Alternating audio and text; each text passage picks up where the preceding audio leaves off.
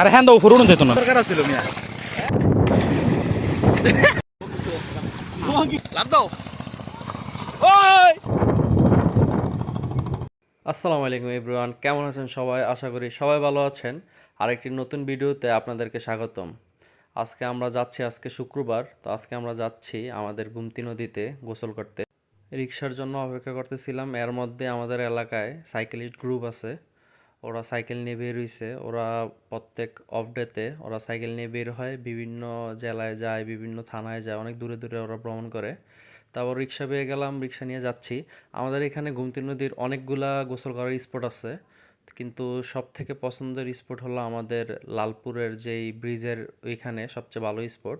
আমাদের দাউদকান্দি ব্রিজেরও আশেপাশে অনেকগুলো স্পট আছে গোসল করার জন্য, কিন্তু দেখা যায় ওইখানে কচুরি বানার জন্য অথবা যেটা আমাদের লোকাল ভাষা বলে কস্তুরি, এগুলোর কারণে গোসল করা যায় না। অনেক কস্তুরি থাকার কারণে আমরা গোসল করতে পারি না, এখানে ময়লা পানি থাকে, যার কারণে আমরা সবসময় এই লালপুরে আসি। কারণ এইখানে দেখা গেছে এখানে এলাকার মানুষ আশেপাশে যারা আছে অনেক দূর দূরান্ত থেকে আমাদের মতো অনেকেই আছে যারা এখানে গোসল করতে আসে আর কি। এখানকার পানিটা খুব ভালো, আর এখানে গোসল করার জন্য নামার জন্য যেটুকু মানে জায়গা, যেরকম জায়গার প্রয়োজন ওই রকম জায়গা আছে আর কি। তো এখানে আইসা যেটা একটা ভালো দিক হইলো, আমরা দেখে একটা ইটের একটা জাহাজ দেখলাম, তো এই জাহাজের মধ্যে আমরা উঠলাম। অনেক এই যে দাউদকান্দির অনেক লোক এখানে আসছে, এই যে বাইরে যে গোসল করতেছে তারা তাবলিগ থেকে আসছে। তো বাইদের বাড়ি একটু দূরে, কিন্তু বাইরে এখানে তাবলিগ করতে আসছে, যার কারণে এখানে গোসল করতে আসছে আর কি। কারণ নদীতে গোসল করার মজাই আলাদা। তা আমরা আসলে প্রত্যেক মাসেই কয়েকবার প্ল্যানিং করে যাই, প্রত্যেক সপ্তাহে একবার যাওয়ার চেষ্টা করি, যদিও ব্যস্ততার কারণে অনেক সময় হয়ে ওঠে না। তো আমরা যাই, লঞ্চটা পাওয়ার কারণে আমাদের যেটা ভালো হয়েছে, লঞ্চ থেকে লাভ দিতে আমার খুব ভয় লাগে, কিন্তু লঞ্চটা একটু অল্প ছোট জায়গা হওয়ার কারণে আমরা এখান থেকে লাভ দিয়ে গোসল করছি আর কি। আলহামদুলিল্লাহ অনেক মজা হয়েছে। তারপরে আমাদের এই নদী দিয়ে, এই গুমতি নদী দিয়ে আপনার অনেক লঞ্চ যায়, বালি ইট, তারপরে মানুষের পারাপারের অনেক লঞ্চ যায়। তো আমরা যখন গেছি তখন আমরা দেখতেছিলাম একটা নৌকা, মানে মাছ ধরার নৌকা, ছোট নৌকা মাছ ধরতেছিল।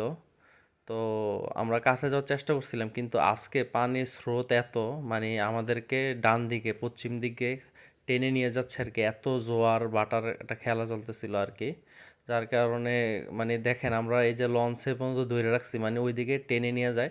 এরপরে কিছুক্ষণ পরেই দেখবেন মানে আমাকে একদম মানে আপনি যদি ছাইরা দেন হাতটা কোনো রকম, আপনাকে টাইন একবারে নিয়ে চলে যাবে আর কি। এরকম পানি স্রোত আর কি এখানে।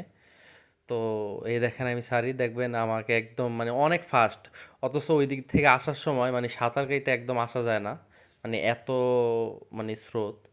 আর সবচেয়ে বড় কথা হলো আমি কিন্তু সাঁতার এত একটা ভালো পারি না, মানে সাঁতার পারি কিন্তু এত এক্সপার্ট না আর কি সাঁতারের ব্যাপারে।